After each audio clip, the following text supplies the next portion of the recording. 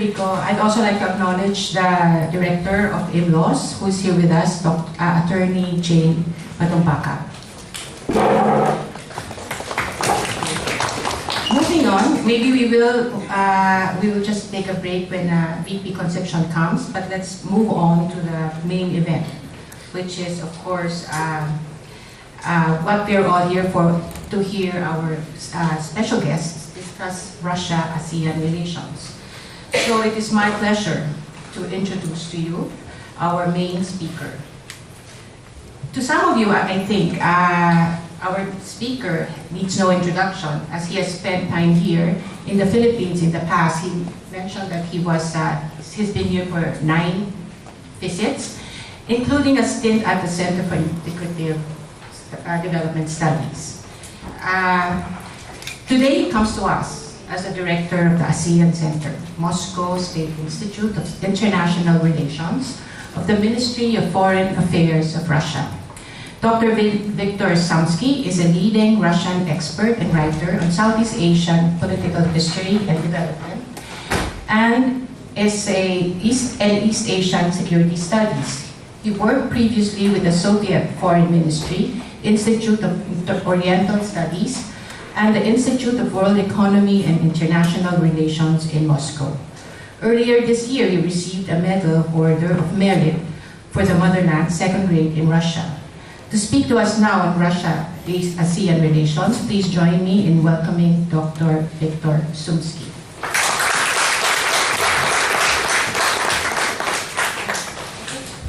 Antoinette, with your permission, I will speak from here. Yes. Okay. Well, while we are here basically to discuss Russia-ASEAN relations, I can't bypass completely my personal relationship with the Philippines and with UP. This is really a homecoming for me. I first set foot here in 1990, as was mentioned, at the Center for Integrative and Development Studies. And I had a good position in the sense that once in a while I could attend lectures or seminars or round tables, and sometimes I would lecture myself. And the administration assisted me in organizing travels around the Philippines, and one of them brought me to Iloilo, to UP Visayas, and brought me in personal touch with the man who later became the president of your university, but at that time was the chancellor of UP Visayas. He invited me to reside with him in his residence, took me around Panay to all sorts of remarkable historical spots. We had some remarkable nighttime conversations about what was going in the world at that time, and it was the Gorbachev era, and lots of aspiration associated with that. And of course, the Philippines was going through its first post-Marcos era, and it was just several months after the notorious December 1989 coup, and lots of that feeling was still in the air, and all sorts of theories about who was behind it and who was not, and what is the future of Korea, and so on and so forth. And Dodon, as he allowed to call me, was writing columns for Filipino Daily Globe, I think. And one of these columns, my favorite one, was called "Choose Your Own Coup." It was like an advertisement for the tourist industry. That, if they want to make it a little lively in the Philippines in tourist terms, they should invite people to watch a variety of coups. Obviously, a reference to that, great excitement which was generated by all of these unhappy attempts when people were coming to see them at a close distance. I learned a lot from that particular visit. I was much impressed by how at some point Dodon said, "What is my problem here? Nobody calls me Dodon." he felt estranged from all of his friendships in the UP and from the familiar environment and so on and so forth. And I'm glad that maybe I was one of those who came a little closer to him at that moment, and we had this nice time together.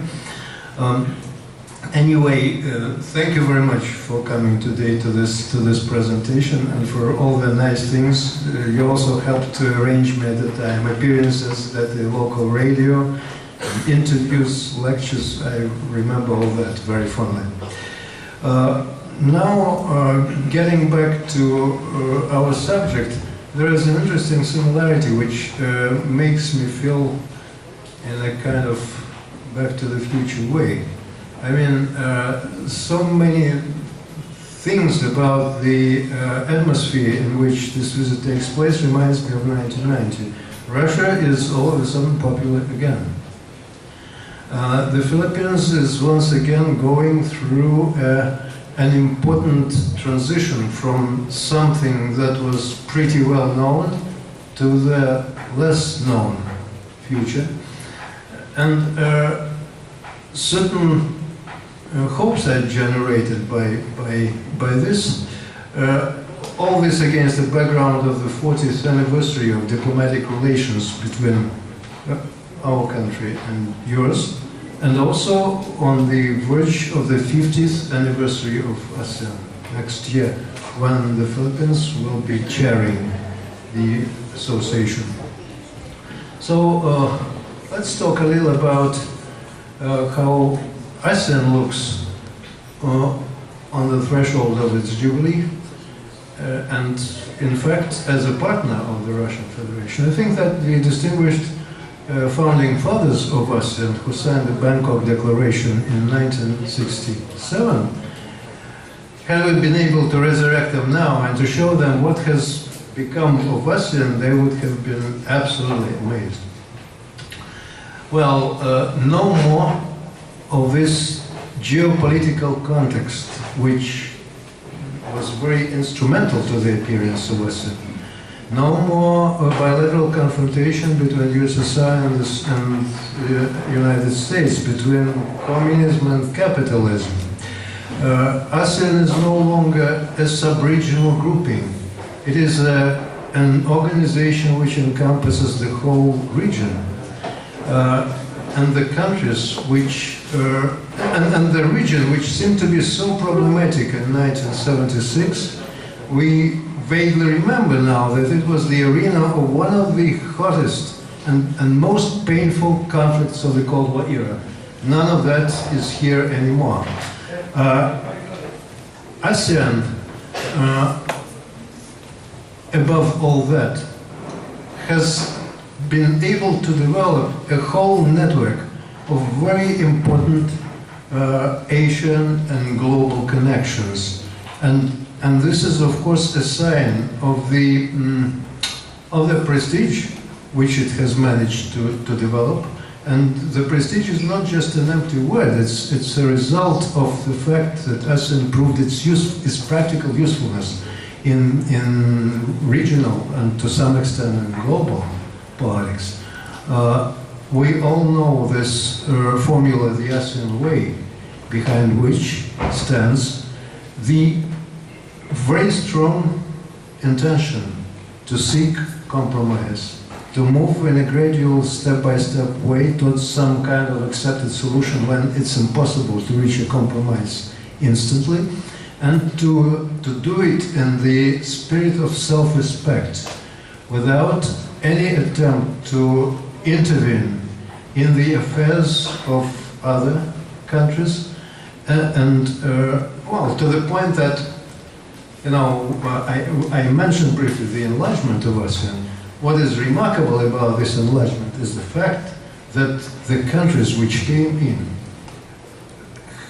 were not confronted with demands to change their internal order, change their political systems, change their official ideologies. They were just accepted as such. So this is very much the basis. Apart from the fact that there are no great powers inside ASEAN, and they cannot exert pressure or military threat against anybody. So nobody is expecting that from them. So a combination of all that resulted in what we know today as ASEAN centrality. Why is it important, and why is it something which the Russian Federation particularly appreciates? Because the principle of ASEAN centrality offers hope of the emergence of a regional security and cooperation system which will be inclusive. Some other arrangements which were offered as far as the regional security architecture is concerned are non-acceptable because they are not conducive to that, to the emergence of an inclusive regional cooperation system. So, as a result of this, we have such examples of ASEAN centrality, organizational examples, institutional, as ASEAN Regional Forum, East Asian Summit, and what is known as ADMM+. The big question, however, is that this is still a work in progress. These are the beginnings of the regional security architecture, but this is not the architecture itself. There is the need to link all these things together and to make it work in such a way that it becomes more than just an arena for consultations and for exchanging opinions, which it mostly, this is more or less the way it functions today. Anyway, a couple of words about Russia. Russia, I will say it very briefly now, but I will explain it in more detail later. Basically speaking, Russia has come back to its senses. If in 1990s it was, when we discuss the state of the country in the 1990s today, looking back on it, we frankly say that it was a pretty chaotic and unpredictable situation, something which is called in English free-for-all, and it was a mistake to call it a democracy. Although it had the visual semblance, the frontal semblance of democracy, and today, when Russia is reproached for getting away from it, some say it has got away from democracy. This is not true. Let me stop for a while discussing what is going on in Russia and why Russia is attracting so much attention today, and simply say that our cooperation with ASEAN so far, since the time it was not yet Russia Federation, it was still the Soviet Union, appeared for the first time at the post-ministerial conference of ASEAN in 1991, and also since the time when Russia was granted the status of a full dialogue partner of ASEAN in 1996, we have gone a long way. Maybe not as impressive in terms of economic cooperation as some others, but still, if we consider that way back in 1991, the trade turnover between the Russian Federation and ASEAN was not even approximating $1 billion. In 2014, which was the best year so far for our economic interactions, it was exceeding, and in some ways well exceeding, 20 billion. It is not dramatic progress, and it is not comparable at all to what some other dialogue ASEAN partners have in ASEAN in terms of trade, but it is still progress. And also important is the fact that we have gone away from a situation when, even at the beginning of this century, some people would say that Russian interactions with ASEAN are anything but multidimensional. It is just limited to military sales, and that's all. This is no longer the story. Our trade turnover is much more diversified, although Russia is eager to diversify it still more. but the process has been somewhat stopped, of course, by the current critical situation in the Russian economy, and which was a combination of pressures exerted by Western sanctions, by the downfall of our national currency, which had gone through approximately 50% devaluation, and by one fact which is still more serious, the fact that the previous development model, which we practiced for approximately a decade, and which brought, by the way, good results in the sense that GNP during that period was practically example. That model has largely exhausted its potential, and there is this need to launch another one. So right now Russia is in the process of serious discussions about in what particular way our modernization model should be changed and how to achieve it. And this is still far from any clear-cut solution, but again, I will say later some words about the current state of our economy, which is very complex and which is not at all as dark as it is sometimes portrayed by the Western media. Anyway, if we look at the relations in the field of politics and security, I would say that here we have very few contradictions, if any, and mostly we operate on the basis of very good mutual understanding. And going to the area of social, cultural, and people-to-people contacts, here something has happened that had not been there during the Soviet era. Although with some of the ASEAN countries we had very close relations, for instance with Vietnam, Cambodia, and Laos, these were basically state-to-state relations. Now we have entered a period when we have much more social connectivity and social interactions than it ever was during the Soviet period. Well, you just have to consider that, let's say, in 2014, at the top of the tourist flow, we had almost 2 million tourists a year in Thailand alone, and not just tourists. Well, other popular tourist destinations were, of course, Bali and Vietnam, some other countries, and what you now have in Southeast Asia are emerging Russian resident communities. People come to live here permanently, to do business, and this physical presence on the market is an important difference from the previous period, and a certain hope as far as our future economic relations are concerned. Much more direct knowledge is now accumulated in Russia about the potential and the possibilities of these countries. Anyway, this is what is going on today, but whatever is going on today is not going, I think, to be exactly the same in the next 50 years.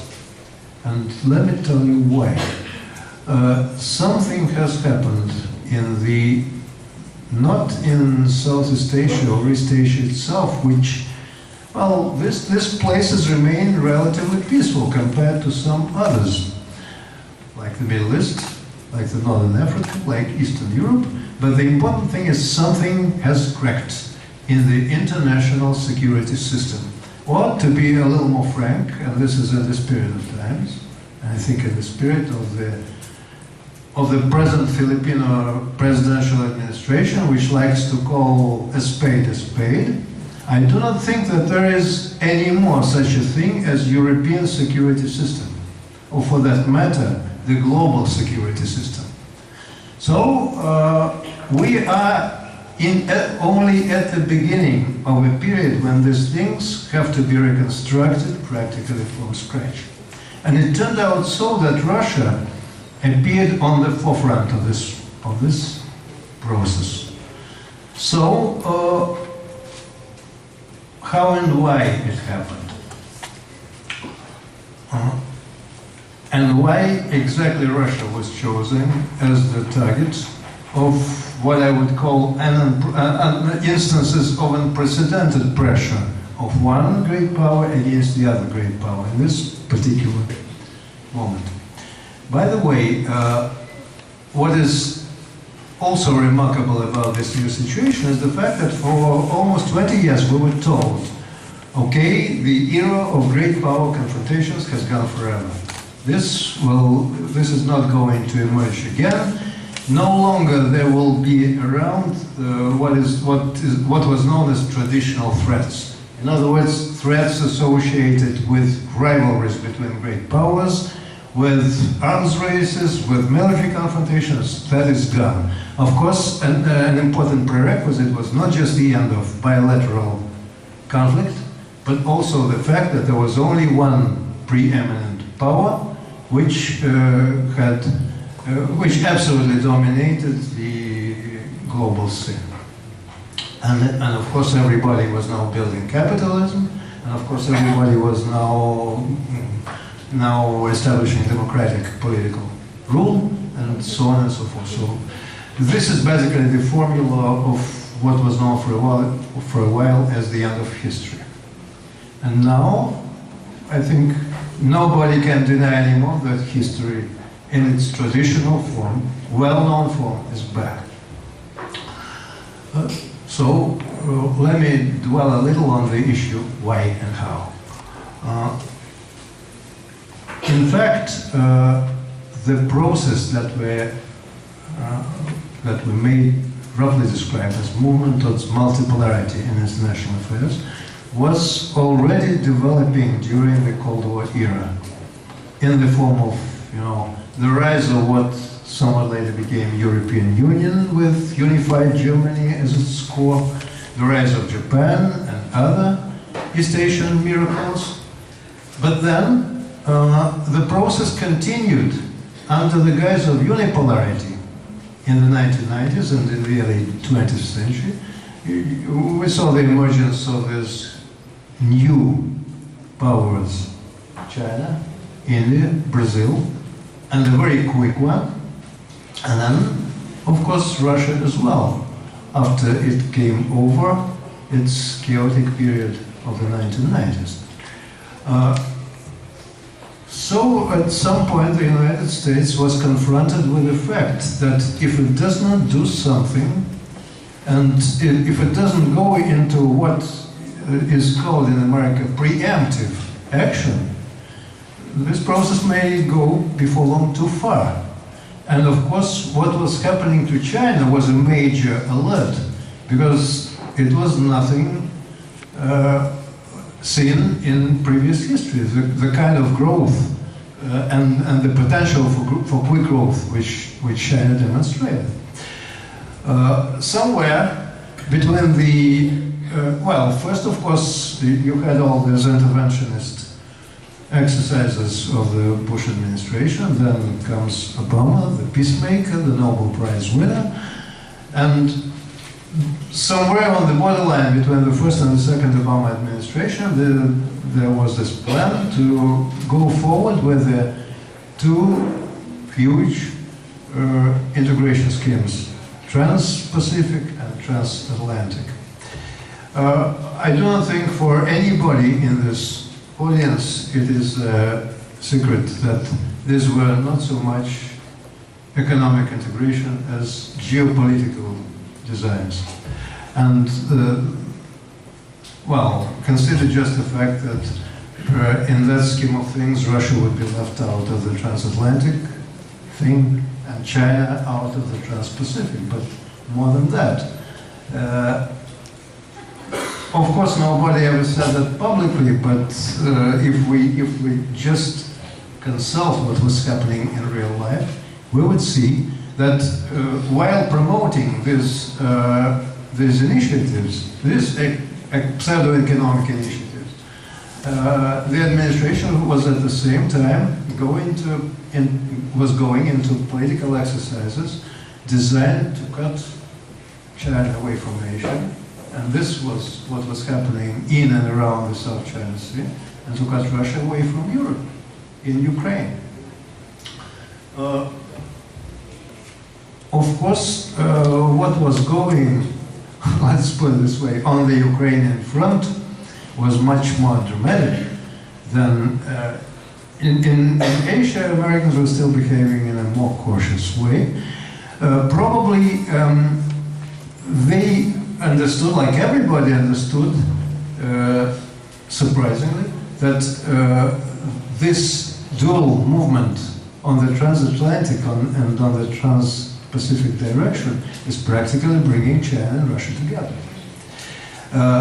And if you bring these two powers together, I mean, there is very little realistic possibility that they can be isolated or contained or oppressed to achieve some kind of result. So the idea was eventually to do away with the possibility of this alliance. But by the way, Americans never really believed, and they do not believe until today, that there can be something real between Russia and China. But reality continues to disprove that. So there was some need to go into this preemptive action, and probably they thought that the best way to do it is to do away with Russia as the weakest element of the Russia-China combination. They always, it took some time to convince the United States that Russia is weak in the 1990s, but I think we did a lot to convince them, and they became convinced. And since that time, they practically stopped Russian studies. In American universities, they dismantled all these programs. They just thought that Russia will deal itself with its problems by disintegrating and by leaving the global stage. That's what they anticipated. And that persistent impression that Russia is weak and can be subjugated was also an important prerequisite of what they started to do since, let's roughly speaking, the end of 2013. What has come out of that? I think Russia demonstrated that degree of resilience, military, political, and economic, which was absolutely not expected of it. Now, maybe here this is a good moment to say a few words about the real state of the Russian economy today.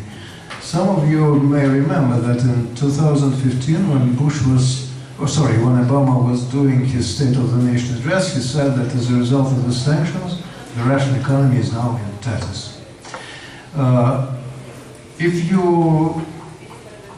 you just listen to CNN and read the New York Times, you also may have that impression.